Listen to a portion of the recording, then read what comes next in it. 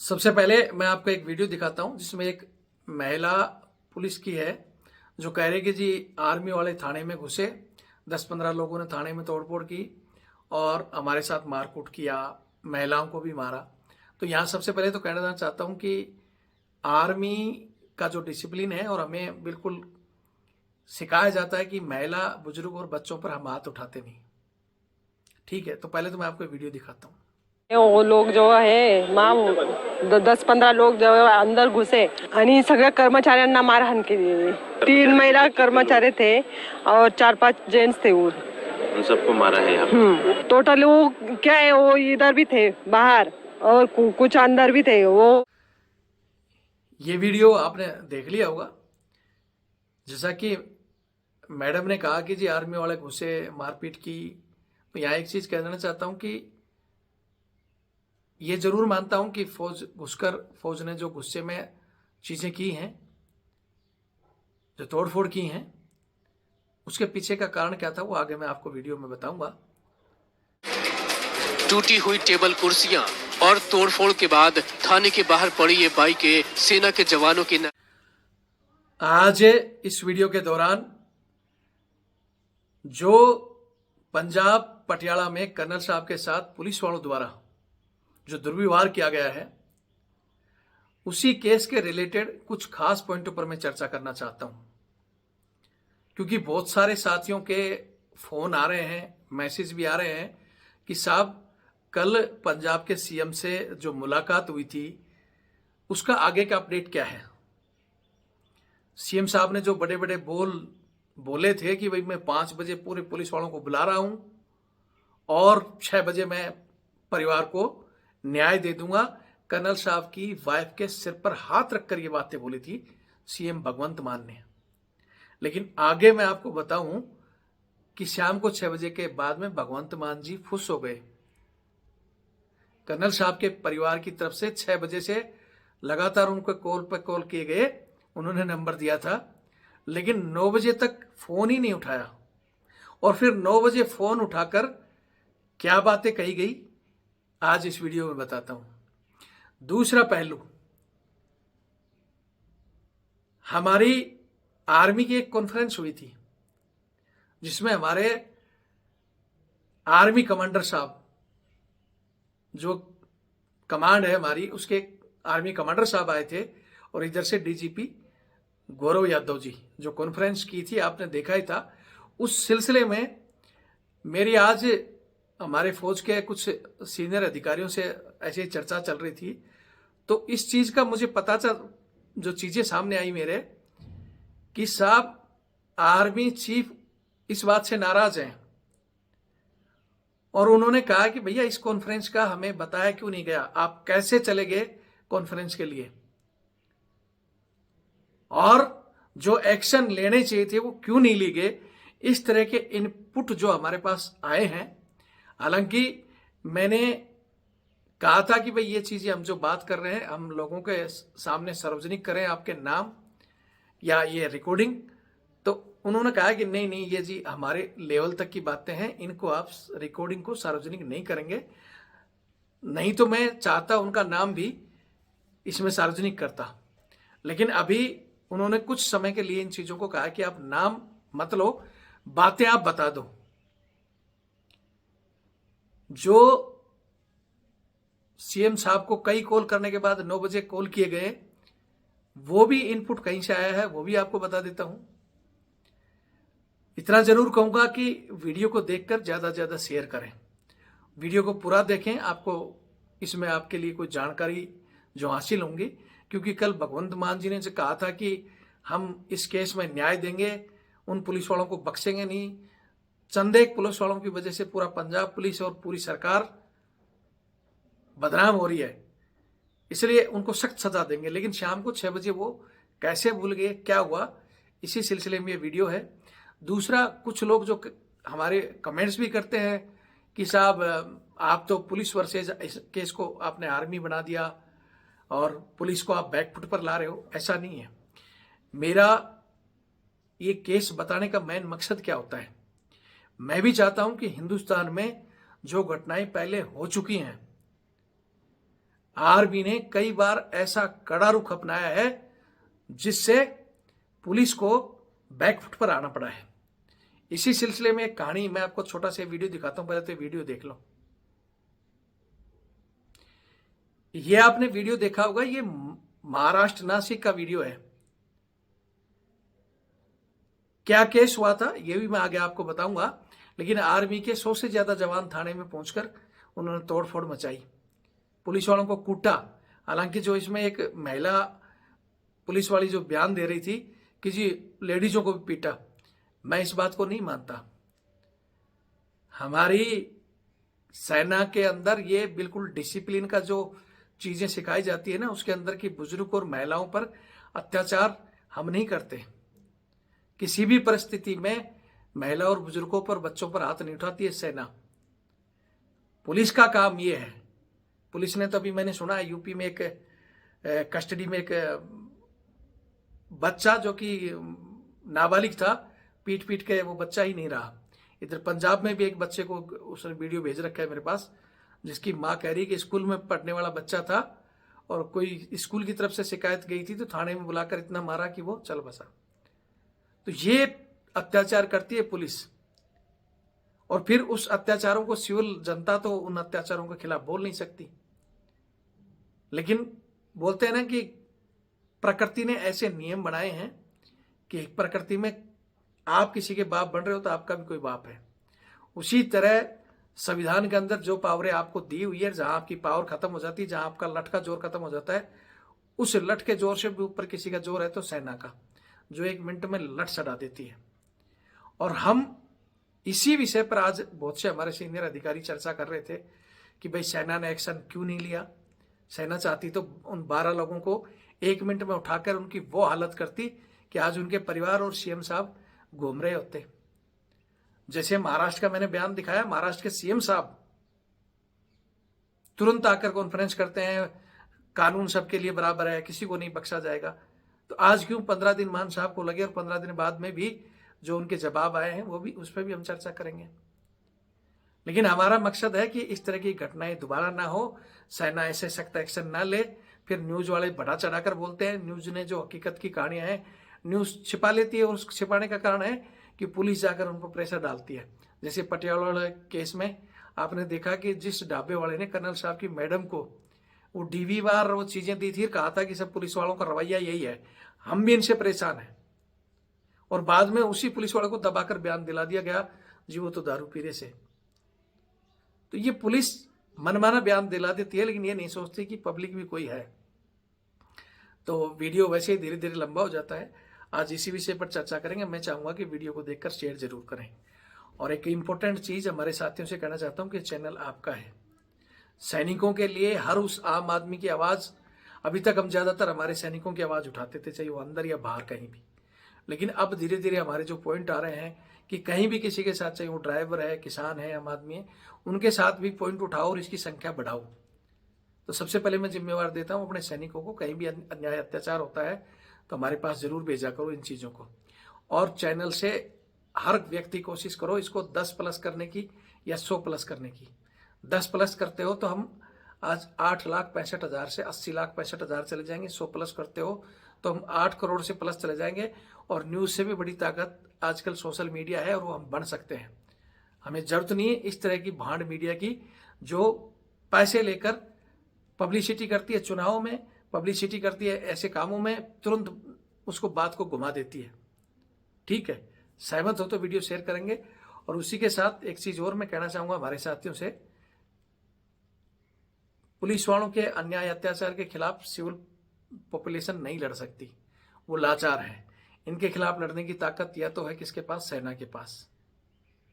लेकिन सैन्य अधिकारी आजकल क्या कर रहे हैं आप सबको पता है, और प्रेशर कहां से है वो भी पता है। कुछ रैंक के लालच में, कुछ प्रेशर। लेकिन इनके खिलाफ दूसरा महकमा अगर कोई लड़ सकता है तो वो रिटायर्ड सैनिक, जिस तरह वकील लड़ते हैं। वकील की कम्युनिटी एक मधुमक्खी के छत्ते की तरह है, कोई भी केस आया बजा दिया। कल एक सुना है कि हमने यूपी में एसडीएम को भी गला गुड़ा पकड़कर उसको भी ठोक दिया, और वकील केस लड़ रहे हैं, क्योंकि उन्हें एक तो कानून की जानकारी है, दूसरा उनकी एकता है। तो हमें भी सबसे पहले तो लोगों को अपने को अवेयरनेस करना कि आपके अधिकार क्या है, और दूसरी एक ऐसी एकता बनानी जिस एकता के तहत एक ऐसी टीम जो इन केसों में जाकर ग्राउंड स्तर पर भी मदद करे और कोर्ट कचहरी में भी जाना हो या चीज़ों को हाईलाइट करना हो तो हर चीज़ में उनकी मदद करे। लेकिन वो टीम बनाने के लिए हम बार बार कहते हैं कि भाई वो टीम बनानी है तो सबका साथ और सहयोग चाहिए। तो आज एक बार फिर मैं मेरा ये नंबर दे रहा हूँ हमेशा की तरह 8290354513 8290354513। ये मेरा कॉलिंग और व्हाट्सअप नंबर भी है। यही मेरा फ़ोन पे और पेटीएम से भी जुड़ा हुआ है। जो बंदा कि सर मैं ग्राउंड में आ सकता हूँ, आपके साथ जुड़ा हूँ, इसमें अपना गांव नाम लिखकर व्हाट्सएप में भेज दे। जो बंदा कि सर मैं आपके साथ हूँ लेकिन मैं आ नहीं सकता, मैं आपकी आर्थिक सहयोग करूँगा, तो यही नंबर फ़ोन पे और पेटीएम से जुड़ा हुआ है। ये बार कोड आप आर्थिक सहायता करें भाई, क्योंकि हम सब सामान्य लोग हैं। मिडिल क्लास में हम टाटा बिरला नहीं है, बड़ा कोई हमारा साथ देगा नहीं, क्योंकि उनको बड़े लोगों को फिर बड़े लोगों का साथ चाहिए। तो हम साथ चाहते हैं अपने जवान जैसियों और हमारे खुद के अधिकारियों का, क्योंकि वो भी आज हमारे साथ हैं, क्योंकि ये धीरे धीरे लड़ाई जवान से शुरू हुई थी और कर्नल तक पहुंच गई है। और अगर कोई सोचे कि मेरे पास तो बहुत बड़ी पावर है, मैं कुछ भी करूंगा फलाना ढिकड़ा, अकेला कितना भी बड़ा आदमी हो कुछ नहीं कर सकता। और मिलकर हम वो कर सकते हैं जिसके लिए जनता बेचारी देख रही है कि कोई आए और इन गुंडों से हमें बचाए। तो इन गुंडों से हम बचा सकते हैं आम पब्लिक को भी और अपने आप को भी। तो सहमत हो तो चैनल से जुड़ें, आर्थिक सहयोग करें, क्योंकि आर्थिक सहयोग होगा तभी टीमें बन सकती है, तभी ग्राउंड पर जाकर लोगों की मदद कर सकते हैं। बाकी तो बहुत से साथी मैं देखता हूं उसमें कमेंट्स करते हैं कि बैठे बैठे वीडियो पे बोलना बहुत आसान है, ग्राउंड पर जाओ। तो मैं कहना चाहता हूं कि पहले तो अगर आप लोगों की इतनी हिम्मत है तो बैठकर बोलने का दम ही दिखा दो। जब बोलते हैं ना, जैसे अभी बिहार में एक बार बोला और 11 लोगों पर चैनलों पर FIR आई, जेल में बेहतरीन की नौबत आई, वो बंद करके चुपचाप बैठ गए। तो तुम पहले बोल के दिखा दो। फिर कह रहा हूं जो हमारे पे कहते हैं कि जी बोलते हो, तो मेरे बाकी एक बार वीडियो देख लो। रविंद्र फौजी ने 3-4 बार दिल्ली में धरने भी दिए हैं, हाई कोर्ट सुप्रीम कोर्ट तक ये केस भी ले गए हैं, और ग्राउंड में भी राजस्थान, यूपी, गुजरात और उसके बाद में बिहार तक, जहां तक मेरी पहुंच थी, मेरे पास सहयोग आता है तो मैं जाता हूं। वरना मैं फिर कहता हूं कि मैं टाटा बिरला नहीं हूं। एक तो जो लड़ाई लड़ने वाला इंडिविजुअल आदमी हमें बताए कि हाँ सर मैं आपसे जुड़ा हूं, तो जो हमारे से जिस हिसाब से जुड़ा है उसी हिसाब से सहायता होती है। चैनल मैंने बना दिया है, ये कोई भी व्यक्ति कहीं भी किसी के साथ अन्याय अत्याचार होता है उसका कोई वीडियो आएगा तो मैं ऐसे कैसे डाल देता हूं। ये चैनल मेरा नहीं है, ये चैनल आप सबका है, ये ताकत आप सबकी है, 8 लाख लोगों की। के साथ मारपीट करने का आरोप सेना के जवानों पर लगा है। मंगलवार रात को एक पुलिस वाले नासिक में जो घटना हुई है हम उसकी जांच कर रहे हैं और कानून हाथ में लेने का अधिकार किसी को भी नहीं है। जो भी जय हिंद, जय भारत, वंदे मातरम। मैं रविंद्र फौजी। साथियों, आप सभी को पता है पंजाब के पटियाला में जो पुलिस वालों ने सेना के on service on duty colonel साहब के और उनके बच्चे के साथ जो दुर्व्यवहार किया है, जो पटियाला के अंदर रात को उनके साथ मारपीट की गई है 12 पुलिस वालों के द्वारा, और मारपीट का स्तर भी गिरा हुआ स्तर, लात घूंसे थप्पड़ क्या क्या किए हैं। वो केस आज पूरे हिंदुस्तान के साथ साथ बाहर वर्ल्ड में भी हाईलाइटेड है।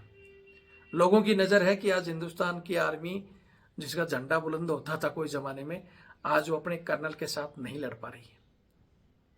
एक ज़माने में इसी आर्मी के जनरल इनके मुख्यमंत्री को बच्चे को उठाकर कूट देते हैं, नंगा बैठाते हैं, और प्रधानमंत्री का फ़ोन आता है तो कहते हैं कि जी हम अपनी फैमिली को डिपेंड नहीं कर सकते, तो आप एक्सेप्ट करते हो कि हम इस देश को डिपेंड करेंगे, इसकी सुरक्षा करेंगे। एक वो भी ज़माना था, एक मेजर साहब, लेफ्टिनेंट साहब, एक जवान के साथ भी घटना हो जाती थी, तब भी हमारी सेना कड़ा रुख अपनाती थी, और उस डोज का असर काफ़ी दिनों तक चलता था। ये चीज़ें मैं आपको कई बार अवगत करा चुका हूं, लेकिन अब जो केस हुआ है इसमें ये तो स्टैंड लिया है कर्नल साहब की वाइफ ने, उनको मैं सैल्यूट करता हूं, जय हिंद। नहीं तो लोग बैक फुट पर आ जाते हैं, बैठ जाते हैं। इनकी वाइफ ने मामले को हाई कोर्ट में भी डाला है। 3 तारीख को परसों इनकी सुनवाई है, वहाँ से भी हो सकता है सीबीआई की तरफ जाए। उधर रक्षा मंत्री जी तक भी जाए हैं, उन्होंने भी आश्वासन दिया है कि हम कठोर कदम उठाएंगे। हालांकि अभी तक उनका कोई स्टेटमेंट नहीं आया, ये दुर्भाग्यपूर्ण बात है।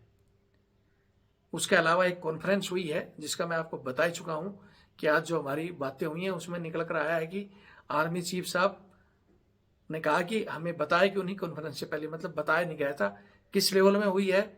फिर उसके बाद में कि भाई आपने जो न्यूज़ वगैरह पहुंच रही थी तो सवालों के जवाब क्यों नहीं दिए। बोले जी हम क्या करें, वो डीजीपी साहब तुरंत ही उठ के भाग गए थे, तो फिर अकेले बैठने से क्या मतलब था।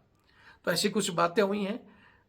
आर्मी कमांडर साहब ने जो उनको कहा है कि जो करना चाहिए था नहीं किया, तो उसकी मैं फिर कह रहा हूँ कि हम आगे चर्चा करेंगे, और या कुछ ऐसी चीज़ें हैं जिसको हम समय के अनुसार बताएंगे। लेकिन कल सबसे बड़ा सवाल था कि भगवंत मान जी के पास, सीएम के पास फैमिली गई। वहां आप सभी को पता है पहले तो ड्रामा चलता है कि इधर इतने बंदों को नहीं मिलने देंगे जी, परिवार के बंदे अंदर आ जाएं। तो वहीं से मेरे को पता था कि मामला अंदर तक पता है और वो मीठी कोड़ी देने के चक्कर में है। लेकिन फिर भी सैनिकों ने कहा कि भाई हम कोई आतंकवादी हैं क्या जो तुम हमारे से मिलना नहीं चाहते हो। सैनिकों का गुस्सा और चीजें देखकर अंदर तक गई तो उन्होंने 13 लोगों को बुला लिया। 13 लोग अंदर गए तो बड़ा हंसमुख तरीके से, क्योंकि पहले कॉमेडियन रहे हुए हैं, गप्पे मारना तो इनका पुराना अंदाज है। लेकिन फिर भी इन्होंने बढ़िया ढंग से कर्नल साहब की फैमिली के सिर पर हाथ रखकर ये चीजें कही कि जी इंसाफ करेंगे, और ये तो बहुत बड़ा केस है। तो इतना बड़ा केस था तो आज तक चुप क्यों थे। मैं इनसे कल भी मैंने ये सवाल किया था। हालांकि कर्नल साहब की फैमिली और बाकी लोग खुश हो रहे थे, जी भगवंत मान ने आश्वासन दे दिया और 6 बजे न्याय कर देंगे। लेकिन वो हमें चीज़ें पता थी, जिसको न्याय करना होता है उसको इतना दिन नहीं लगता है। हालांकि उन्होंने ये भी कहा कि डिले होने का कारण था कि जी हमारी पुलिस से हमें कह रही थी कि हम न्याय कर देंगे। पुलिस किसी भी एंगल से न्याय करने के लिए आतुर नहीं थी। आप सभी को पता है, मारपीट करने वालों ने तो कर ही दी, उसके बाद एसएसपी नानक जो कि रिपोर्ट ही नहीं लिखता है, एफआईआर के लिए ही घुमाता है, एमएलआर में देरी। आर्मी कमांड जेओसी साहब का फोन आता है तो ठीक है जी हम लिख रहे हैं, एफआईआर लिख ली, 12 बंदे सस्पेंड भी कर लिए, लेकिन एफआईआर ढाबे की तरफ से सस्पेंड वालों के नाम ही नहीं बताए। मतलब नाटक पे नाटक।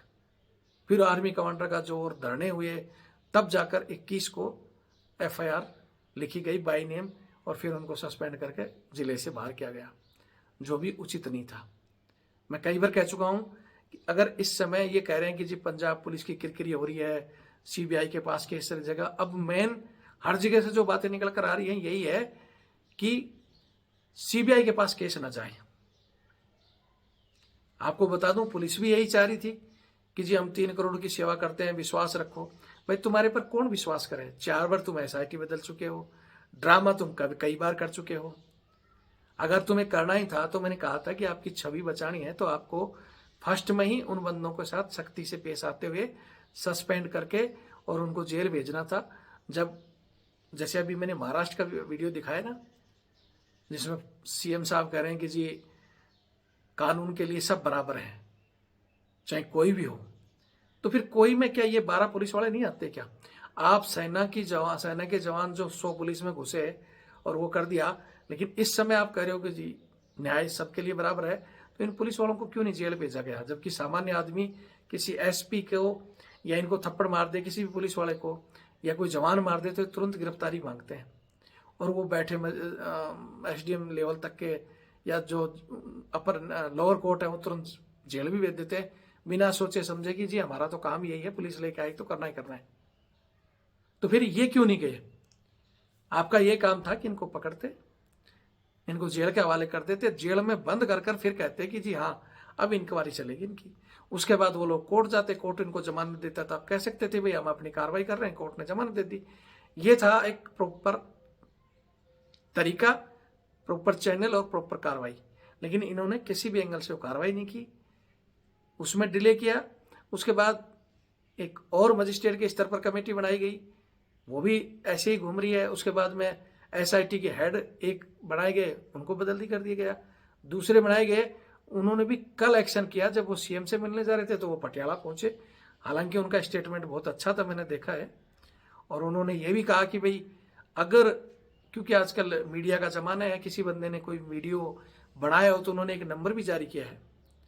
तो मैं कहना चाहता हूँ पुलिस को कि भाई कौन आएगा शेर की गुफा में? तुम तो लोगों को मारने के लिए तैयार हो जाते हो। अगर किसी ने बनाया भी हो तो देर नहीं रहा है। लेकिन मैं यहाँ बंदों को कहना चाहता हूँ कि उनको अगर कोई वीडियो नहीं देना चाहता है तो मेरा नंबर है 8290354513 8290354513। इस घटना से रिलेटेड किसी के पास भी अगर कोई वीडियो हो, कोई गवाह देना चाहता है तो हमारे चैनल पर आकर दे। मैं वादा करता हूँ कि उसको हम उसका नाम बाहर नहीं आने देंगे, वो हम कोर्ट में पहुंचा देंगे सीधा की सीधा। और खुलकर कोई आना चाहता है इस जमाने में लड़ने के लिए तो खुलकर भी आए, ठीक है। पुलिस को देना चाहता है तो पुलिस को भी दे। उनकी कमेटी ने कहा है, उनकी कमेटी जांच भी कर रही है, एसएसपी को भी बुलाएगी, मीडिया का भी जवाब दिया, उसके लिए मैं उनको धन्यवाद देता हूं। लेकिन थोड़ा डिले प्रोसेस आपका रहा और एविडेंस आए हैं, सब कुछ आए हैं, लेकिन वो चाल पुलिस वाली कि जी अब इनको हम एफएसएल टीम में भेजेंगे, वहां से क्लियरिफाई करेंगे, मतलब डिले प्रोसेस। और यही बात इन्होंने कल शाम को इनको बुलाया गया हो तो भगवंत मान जी के आगे भी ये कहे होंगे। अब वो तो है ही कॉमेडियन, तो उनको जचा दी होगी और उनको जच दी, इसलिए वो कर्नल साहब को जवाब क्या दे, जबान तो दे दी थी। लेकिन नेताओं की जबान पर तो हमें पहले ही पता है कि भरोसा नहीं है। अगर इस देश में किसी की जबान पर भरोसा किया जाए तो वो कौन है? आर्मी वाले, ठीक है। ये बात एक कल परसों में कोर्ट का एक वीडियो देख रहा था, हाई कोर्ट के जज साहब ने भी कही है कि जी वर्दी में अगर कोई सर नहीं झुकाता है तो वो है आर्मी वाला। लेकिन पुलिस वाले ऐसे काम करते हैं कि उनको सर झुकाना पड़ता है, ठीक है। तो यहां मैं बता चुका हूं कि एसआईटी का काम था जो अभी भी नहीं हुआ। अभी भी अगर करना था तो सबसे पहले वो बंदे जेल जाएं, जेल के बाद उनके ऊपर जांच हो, लेकिन वो नहीं कर रहे। अजीब पंजाब के जो बात आई कि सीएम के पास ये टीम गई थी, सीएम ने 5 बजे इनको बुलाया, इनकी क्या बातें हुई वो मैं कह नहीं सकता। जैसे मैंने बताया कि जो चीजें एसआईटी ने बताई होंगी कि हम ऐसा करेंगे, वहां भेजेंगे, फिर उसके बाद में अगर वो क्लियर होती है तो हम इनको जेल भेजेंगे और बर्खास्त करेंगे। लेकिन यहां मैं कहना चाहता हूं कि यही चीजें जब आम आदमी की आती हैं, जैसे पंजाब का ये केस मेरे को कल एक साहब बता रहे थे कि इन्होंने एक किसी के मर्डर केस में किसी दूसरे बंदे को जेल भेज दिया जो 4 या 5 साल जेल काट का है। और बाद में कोई पकड़ा गया, उसने बोला कि भैया वो केस तो मैंने किया था, उसने पूरे प्रूफ दिए। उस बंदे को आपने कैसे भेज दिया? उस समय आप क्यों नहीं प्रॉपर तरीका अपनाते आम आदमी के साथ भी? ये चीजें आज के हिंदुस्तान में मेन चीजें हैं कि पुलिस रूल रिफॉर्म हो, बदलने की जरूरत है इनको। अंग्रेजों ने बनाए थे दबा कर रखने के लिए, लेकिन आज भी नेता और ये अधिकारी और ये पुलिस वाले क्यों, इनको भी खून मुंह में लगा हुआ है लूटने का, खसोटने का, लोगों को लठ मारने का। तो ये छूटे कैसे? और नहीं मारेंगे तो ड्रा कर नहीं रखेंगे तो फिर ये तिजोरी कैसे भरेंगे? तो ये लोग नहीं चाहते। किसी भी पार्टी का नेता, जैसे वो डीजीपी साहब ने भी बोला था यूपी के ने कि भाई मैंने भी कहा था कि कुछ रूल चेंज कर दो, लेकिन नेताओं ने बोला कि डीजीपी साहब चुपचाप रहो, अपनी नौकरी करो और निकल लो, क्योंकि रूल चेंज कर देंगे तो इनकी सिखलाई यही है, चोर चोर मौसेरे। भाई किसी भी पार्टी के नेता इस बात पर कभी नहीं लड़ेंगे। पैरामिलिट्री फोर्स की पेंशन बंद है, कर्मचारियों की पेंशन बंद कर दी, लेकिन कोई नेता कहता है कि नेता कितनी कितनी पेंशन लेते हैं इसको बंद कर दी जाए? कोई नहीं करेगा। वो आम जनता का क्या हाल है? इनकी खुद की कैंटीन में 2-2.5 रुपए में कितना अच्छा चीजें मिलती हैं। मोबाइल के जमाने में आज 500-700 का या 1000 रुपए का रिचार्ज करा लो, सब कुछ फ्री है, लेकिन आज भी 15,000 टेलीफोन बिल ले रहे हैं। कोई नहीं कहता कि उसको बंद कर दो। तो वही बात है, ये तो चलता रहेगा हिंदुस्तान में, बंद नहीं हो सकता जब तक ये नेता चाहें। और पुलिस वाले इनको अच्छे से गाइड कर देते हैं, मान लेते हैं। अब जैसा मैं बता रहा था कि वहां कर्नल साहब और उनका परिवार और बाकी लोग इंतजार कर रहे थे कि मान साहब बताएंगे। मान साहब को 6 बजे फोन किया गया, नहीं उठाया जी, 9 बजे तक फोन पर फोन। अभी यहाँ हालांकि कुछ बातें निकल कर आई। मैं फिर कह रहा हूँ कि हर चीज़ों का हम पुष्टि नहीं कर सकते। हमारे पास जो इनपुट आए हैं उसी आधार पर हम चीज़ें कहते हैं। किसी ने यह भी कहा कि फ़ोन लगा रहे थे तो मजाक में कहा, या मेरे को पता भी नहीं, हालांकि मुझे पहले पता है कि मान साहब पी के टल्ली हो जाते थे 6 बजे, लेकिन बीच में इन्होंने कहा था कि छोड़ दी, तो मेरे को पता नहीं छोड़ी नहीं छोड़ी। लेकिन किसी ने कह भी दिया कि कहाँ 6 बजे बाद कॉल कर रहे हो तो भी कैसे हो गया, उठाएंगे नहीं। ये किसी लीडर की स्पीच है जो हमारे पास आई है, लेकिन हम उसका क्लियर नहीं कर सकते, नहीं हम बता सकते उसका नाम। अच्छा जी ठीक है, 9 बजे फ़ोन उठाया गया और जो बाहर निकल कर आ रही है जानकारी 9 बजे ये बातें सामने आई कि जी आप ऐसा करो, आपकी जो मांग है कि एसएसपी नानक नू हटाया जाए, हटा देंगे। एसआईटी जांच कर रही है, आपके साथ इंसाफ होगा, उन पुलिस वालों को बर्खास्त करेंगे, जेल भेजेंगे, फलाना टिकड़ा। लेकिन डिमांड ये रखी गई कि जो हाई कोर्ट में आपने केस रखा है सीबीआई वाला, आप जी उसको वापस ले लो, हमारे पर अविश्वास है। तो ये कर्नल साहब के परिवार की तरफ से इस चीज़ के लिए बिल्कुल मना कर दिया गया है कि नहीं, हम केस वापस नहीं लेंगे। आपको इंसाफ करना है तो आप खुद उस मांग से पहले इंसाफ कीजिए और आप खुद सीबीआई का समर्थन कीजिए। जब आप खुद कह रहे हो कि भाई जांच सामने आनी चाहिए, दूध का दूध और पानी का पानी होना चाहिए, तो फिर आपको डर किस चीज़ का है? यहां तक कि इनके एसआईटी के अधिकारी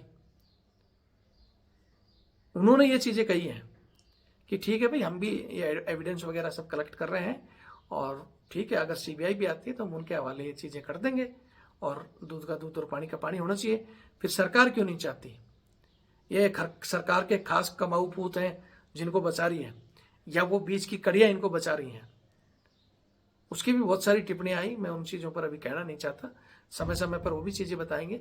लेकिन लास्ट में ये क्लियर आया तो आप वहाँ से ले लो तो हम यहाँ दे देंगे। अब उसके बाद अभी तक परिवार क्या कहे, मीडिया को क्या बताए, क्योंकि उन्होंने खुशी खुशी में कल मैडम भावुक होकर उन्होंने बोल दिया जी साहब हमें गेट तक छोड़ने आए, न्याय देंगे, बहुत बढ़िया बंदे हैं। तो बंदे कॉमेडियन हैं, दिल्ली से इनकी सारी चीज़ें चलती हैं, जो दिल्ली सरकार तो डूब ही चुकी है केजरीवाल की, इनको भी डुबा देगी अगर इसी तरह रहेंगे तो। मान साहब मैंने पहले भी कहा था और बहुत सी चीज़ें हो सकता है आप भी सब कुछ देख रहे हो और आपने खुद ये स्वीकारा था कि 8-10 लोग हैं, 10-12 जो भी लोग हैं, जो सिस्टम के अंदर या किसी शरीर के अंदर कैंसर को पैदा हो जाता है ना किसी अंग को, तो आपको बचना है तो उसको काट दिया जाता है अगर वो ठीक नहीं हो रहा तो या तो इनको ठीक करो या काट कर फेंको, बर्खास्त करो। आपकी पुलिस और सरकार की छवि गिरा रहे हैं। कमाऊ पूत और आ जाएंगे, कमी नहीं है इन लोगों की। लेकिन इस समय सबसे बड़ा ये जो खतरा है कैंसर का, इसको काटो। और ये चीज़ें आपने भी कल कही, मैडम के परिवार को भी कहा कि जी हम न्याय करेंगे। और ये पूरा देश देख रहा है, पूरा विदेश का बंदा बंदा ये चीज़ें देख रहा है कि भाई हिंदुस्तान में एक इंडियन आर्मी के सर्विंग कर्नल को पुलिस मारकर खुलेआम घूम रही है, उनका कुछ नहीं हो रहा। तो हिंदुस्तान में आम आदमी सुरक्षित है क्या? क्या पंजाब का सीएम बोल सकता है या हमारे रक्षा मंत्री, प्रधानमंत्री आज कोई कह सकता है? और मैं फिर कह रहा हूं कि ये चीज़ें कोई पंजाब तक ही सीमित नहीं है। हम जल्दी ही, क्यों मैंने पहले कहा था कि हम 7 दिन में इसको सुप्रीम कोर्ट में ले जाएंगे, लेकिन यहाँ कुछ बंदों ने हमें जो राय दी है कि अभी केस हाई कोर्ट का जो चल रहा है पहले उसका डिसीजन आने दो, उससे पहले आप वहाँ जाओगे तो वहाँ क्या रटा रटाया जवाब होता है कि case already take up to high court, so please hold, और इसलिए हमारी उसी याचिका को रोक देगा, जैसा ऑलरेडी अग्निवीर में हमारे साथ हो चुका है। अग्निवीर की केस को फर्स्ट में मैं सुप्रीम कोर्ट लेके गया था, लेकिन बाकी लोगों ने जगह जगह हाई कोर्ट में लगा दिया। फिर सरकार को मौका मिल गया, तुरंत कह दिया जी ये तो हाई कोर्ट में चल रहा है इसलिए इसको भी वहाँ भेज दो, तो सारी चीज़ें एक जगह पेश कर दी गई। तो अब हम बार बार धोखा नहीं खा सकते, उसमें वकीलों के पास 5-7 लाख रुपए भी फूके और फिर मैटर खत्म हो गया हो, क्योंकि जिसकी लाठी उसकी भैंस, तो ये तो है ही है। लेकिन इस केस में क्योंकि ये पब्लिकली हाईलाइट हो गया है, उस समय भी मैंने बहुत लोगों को कहा था कि मामला हाईलाइट रखोगे, आवाज़ उठाओगे तो जज साहब भी सुनेंगे, नहीं तो जज साहब भी अकेले पढ़कर फिर जैसा हवा चल रही है वैसा फैसला दे देंगे। लेकिन इस केस में पब्लिक का स्टैंड, सभी का स्टैंड एक ही तरफ है कि सीबीआई मांग होनी चाहिए और ये बर्खास्त होनी चाहिए। तो आज तक की अपडेट है, वीडियो देखें और शेयर करें। रही जो ये अभी मैंने महाराष्ट्र वाला केस चलाया था, इस सिलसिले में मैं या तो एक अलग से वीडियो डाल दूंगा, यहाँ भी बता देता हूँ, वैसे समय है थोड़ा सा, जिसको देखना है देख लेना, नहीं तो उसमें अलग भी डाल दूंगा कि ये महाराष्ट्र वाला जो केस हुआ था। मैं फिर कह रहा हूँ कि जब महाराष्ट्र में सीएम तुरंत एक्शन ले सकते हैं, वहाँ उस केस के बाद ज्वाइंट कमेटी भी बनाई गई थी जिसमें सेना के अधिकारी और पुलिस के अधिकारी शामिल थे।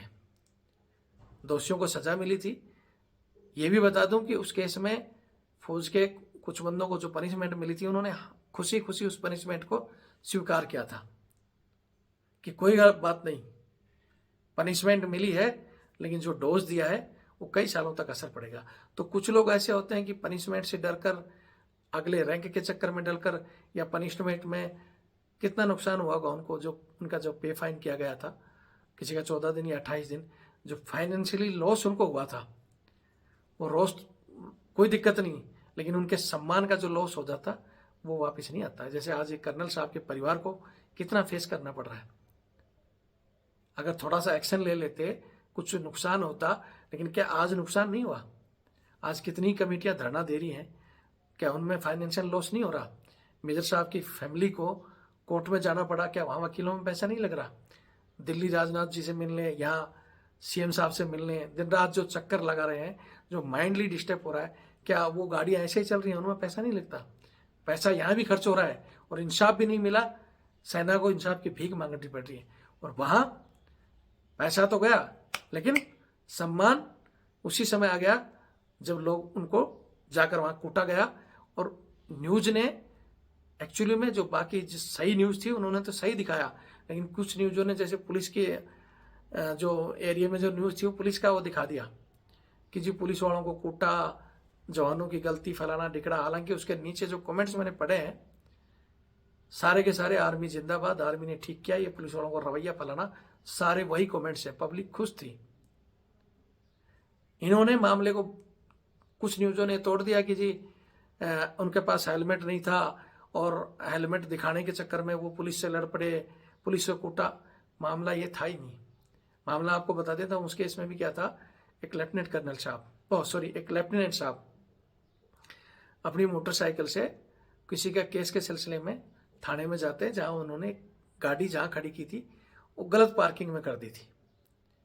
जैसे कई बार जहाँ उनके कोई सीनियर अधिकारी या वहाँ आते थे वहाँ मोटरसाइकिल खड़ी कर दी थी। लेफ्टिनेंट साहब थे, उन्होंने ध्यान नहीं दिया कि 5 मिनट का काम है, मैं आ जाऊँगा। लेकिन उनका कोई एक जो कांस्टेबल था उसने उस गाड़ी की उनको वापस आए तो वो देख रहा था किस गाड़ी, तो वह चाबी लगाई, तुरंत आकर चाबी निकाल ली। तो उन्होंने कहा भी क्या हो गया, चाबी क्यों निकाल रहे हो? बोला आपने ऐसे कहा, कैसे पार्किंग कर दी, बहुत देर से मैं आपको देख रहा हूँ, फलाना, चाबी दो और चलो अंदर। उन्होंने बताया कि भाई मैं आर्मी का अफसर हूँ, मैं ऐसे ऐसे काम के लिए आया था, थाने में किसी काम के लिए गए थे हो। लेकिन उन्होंने नहीं माना, चाबी लेने की कोशिश की तो उल्टा उन्होंने उसका लेफ्टिनेंट साहब का गला पकड़कर और बदतमीजी की। तो बाद में लेफ्टिनेंट साहब ने भी उसको मारा है। फिर उसने तुरंत अंदर हाउ लड़के आए, अंदर से आकर लेफ्टिनेंट साहब को वहाँ और बंदों ने भी मारा है, लेकिन ये किसी न्यूज़ ने नहीं दिखाई। मारा, थाने में बंद कर दिया। फिर जब सूचना गई, वहाँ पता चला कि ऐसे ऐसे हो गया, क्योंकि किसी न किसी के द्वारा तो सूचना जाती है, तो वहाँ से सीएमपी भेजी गई कि भाई ठीक है जो भी हुआ आप इनको सीएमपी के हवाले करो और हम जांच करते हैं। सेना ने थोड़ा सा नरम रुख उस समय भी दिखाया, लेकिन पुलिस वालों ने सीएमपी को वापस कर दिया कि जिसने इस पर पुलिस वाले पर हाथ उठाया है हम इसको नहीं छोड़ेंगे। 7-8 घंटे मीटिंग चली और मीटिंग के बाद जब वो नहीं माना तो इन्होंने अपने कर्नल साहब को बताया। कर्नल साहब ने कि भैया तुम करते रहो इंतजार, मैं अपनी कार्रवाई करता हूँ। वहाँ से वो 100 बंदे निकले और जाकर पुलिस में, थाने में जो हाल हुआ सबने देखा उसमें वीडियो में, ठीक है। फिर जी केस बना, सीसीटीवी फुटेज के आधार पर इन्होंने और धाराएं लगाई, फलाना, लगाते रहो, लेकिन कुट गए। उसका कई दिनों तक मलाल रहा, कई दिनों तक पुलिस फौजी की तरफ देखने के लिए डरती थी। कोर्ट में गए, हाई कोर्ट ने जो चीज़ें सुनी, हाई कोर्ट ने तुरंत कह दिया कि हाँ भाई जो चीज़ें हुई है, क्योंकि वो तो दोनों तरफ से सुनता है कि ठीक है भाई गलती हुई है, लेकिन इन्होंने भी किया है, कानून सबके लिए है, तो इनको एक बार गिरफ्तारी देनी पड़ेगी और इनको पनिशमेंट आर्मी ही देगी। तो पुलिस तब भी कोशिश कर रही थी कि जी हमारे गिरफ्तारी हमारे हवाले करो, हम पूछताछ करेंगे, रिमांड मांगने की कोशिश कर रही थी। फिर कह रहा हूं कि सेना जब अपनी वाली पाती है तो तुम्हारे जैसों की औकात नहीं कि रिमांड मांग लो। रिमांड मांगने वालों को रिमांड सेना ले सकती है। सेना ने भी उन पर केस दर्ज किया था कि भाई ये जब वहां आए तो उन्होंने ये किया, फलाना किया, और चाहती तो इनकी तरह और कुछ लगा देती तो बहुत कुछ निकलता, लेकिन सेना ज़्यादातर ईमानदारी पे चलती है। फिर कोर्ट ने कहा कि जी ठीक है, इनका सम्मान हो जाएगा, तुम्हारा भी सम्मान हो जाएगा। जिस दिन कोर्ट में पेशी थी उसी दिन कोर्ट के बाहर ही आप इनको एक बार हैंड ओवर करो, और वहीं की वहीं कोर्ट के अंदर ही जज साहब उनको जमानत दे दी कोई रिमांड नहीं, कोई कुछ नहीं, वो जमानत पर रिहा हो गए। और जैसा आपने कह दिया जी, इनको आर्मी ने कहा कि हम अपने स्तर पर इनको पनिशमेंट देंगे। जो जांच हुई उसमें भी दोनों स्तर के अधिकारी थे कि भाई तुम तुम्हारे वालों को संभालो। अब पुलिस ने उनको क्या दिया, मैं फिर कहता हूँ, हम इनका तो देखते भी नहीं है, क्योंकि ये तो झूठ भी दिखा देंगे। लेकिन सेना ने अपने चीज़ को देखते हुए जो सीसीटीवी में बंदे आ रहे थे उनको पनिशमेंट वगैरह दी और अपनी ईमानदारी पर खरी रही सेना। तो हमारी ये किस्से जो हम बताते हैं, इसको मैं फिर कह रहा हूँ कि खुलकर पूरी डिटेल के साथ अलग से एक वीडियो बनाऊंगा। लेकिन मेरा मकसद यही रहता है कि इस तरह कोई बड़ा टकराव ना हो भविष्य में। यहाँ ही पटियाला वाले केस में अगर कोई कर्नल साहब, थोड़ा कोई सख्त कर्नल साहब होते या कहीं गलती से क्यूआरटी वगैरह को फ़ोन कर दिए होते तो इनका क्या हाल होता और इनको बचाने वालों का भी क्या हाल होता, ये आप सब समझ सकते हो। ऐसी स्थिति ना पैदा हो, इसलिए हमारी जो टीमें हैं विचार कर रही हैं कि भाई इस केस को हम मूव करेंगे सुप्रीम कोर्ट में, ताकि, क्योंकि भगवंत मान जी ने तो कल कह दिया कि जी हाँ दोबारा ऐसा नहीं होगा, किसी भी सेना के जवान के साथ या एक्स सर्विसमैन के साथ भी नहीं होगा, सिविलियन के साथ भी नहीं होगा। लेकिन ये सिर्फ बोलते हैं, ग्राउंड में आज भी पुलिस की जो भाषा है, पुलिस की जो कार्यशैली है, वो बिल्कुल घटिया होती जा रही है। तो इसको सुधारें। अच्छे पुलिस वाले हैं, उनसे मैं फिर कहता हूँ आपको सलूट है, धन्यवाद, जय हिंद। बहुत से साथी मैं देखता हूँ कि दिन रात बेचारे ट्रैफिक में खड़े हैं, ट्रैफिक कंट्रोल कर रहे हैं, धूल खा रहे हैं, खाने तक का टाइम नहीं है, घर जाने तक का टाइम नहीं है। एक तो वो भी आदमी है और कुछ वो सिर्फ इसी काम में रहते हैं कि कहाँ मिले, कहाँ से पैसा खाना है, कहाँ से बदी लानी है और कहाँ से कोई फौजी फंस जाए तो उसको मारना है, फौजियों के बाप बनना है। तो मत बनो भैया, ठीक है, क्योंकि यहाँ सिस्टम में हर कोई किसी न किसी का बाप है। और सेना तो वैसे भी सर्वोपरि है। आप स्टेट गवर्नमेंट को चला रहे हो, आप इतना सोच लो जैसे पंजाब गवर्नमेंट ने कहा जी हम 3 करोड़ लोगों की सेवा करते हैं, या जैसे कल यूपी वाले कह देंगे जी हम तो आएंगे तो और ज़्यादा संख्या बड़ी है, इतने करोड़ को संभाल रहे हैं। लेकिन और हाल आपके सारे स्टेट मिलकर जो देश बन रहा है हिंदुस्तान, उस हिंदुस्तान को प्रोटेक्ट कर रही है सेना। तो उससे पंगा मत लो, उसकी जो छवि है, उसका जो कार्य है आपसे बहुत ऊपर है। तो उससे ज़्यादा बड़े बनने की कोशिश मत करो, उनका सम्मान करो। आपका सम्मान ऑलरेडी हम लोग करते ही हैं। हम फिर कहते हैं कि छोटे भाई हो हमारे, आपका सम्मान है, आप काम भी बहुत अच्छा कर रहे हो, लेकिन आपके अंदर कुछ जो कैंसर रूपी बीमारी, कुछ ऐसे गुंडे जो कानून तोड़ते हैं, आपकी खुद की पुलिस की छवि को खराब कर रहे हैं, उनको मत बचाओ। 1-2 को सख्त सजा दे दोगे, अपना आप सिस्टम सुधर जाएगा। हम भी नहीं चाहते कि इस चीज़ों पर किसी की वर्दी उतरे, परिवार सड़क पर आए, लेकिन अगर आप मजबूरी करोगे तो फिर भैया आओगे, दूसरे के साथ बदतमीजी से पेश आओगे तो फिर अगला भी पावर दिखाएगा। बाकी अपने अपने विचार कमेंट्स में करें, चैनल से जुड़ें, वीडियो को शेयर करें और हिंदुस्तान में जो चीज़ें सुधरने के कगार पर हैं उनको सुधारने के लिए पब्लिक को आगे आना चाहिए। ये मेरी राय है, बाकी अपने विचार जरूर करें। जय हिंद, जय भारत, वंदे मातरम।